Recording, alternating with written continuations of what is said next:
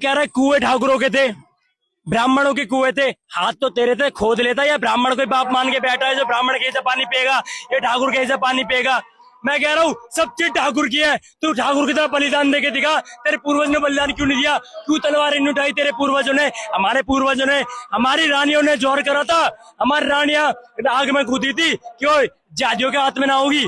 इसलिए मैं कह रहा हूँ तेरे पूर्वज क्यों ये तलवार उठा लेते ना, तो उन्हें सलवार पहनने की जरूरत नहीं पड़ती। भाई साहब, पहली बात तो यह है कि किसने तलवार की नोक पे सलवार पहनी है वो पूरा इतिहास जानता है, ठीक है।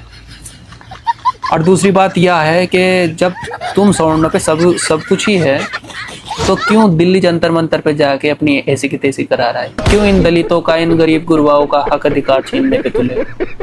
क्यों, आखिर क्यों? अब कहाँ गया जो तुम पे जो सब कुछ था, कहाँ गई रियासत? मतलब सब दहेज में दे दी मुगलों को, अंग्रेजों को। मतलब रोटी बैठी का संबंध जोड़ते शर्म लिहाज नहीं आई है। हमारा इतिहास बता रहा है कि तुम लोगों का इतिहास कह रहा है।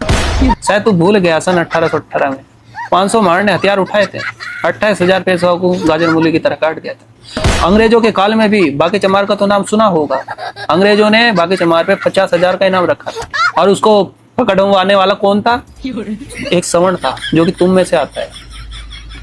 मतलब उनका इतिहास तो ये बड़े चिल्ला चिल्ला के बताए गए, जो कि जंगलों में रहते थे और चोर डकैत की तरह आते थे, एक आधे को जान से मार देते थे, लूट लपाट कर लेते थे और भाग जाते थे। या फिर उनका इतिहास बताया कि जो कि जिन्होंने जिंदगी में सिर्फ मुगलों से, अंग्रेजों से अपनी रोटी बेटी का ही संबंध रखा, ताकि हमारी धन दौलत बची रहे। यह है तुम लोगों का इतिहास। और क्या सुनना चाहेगा?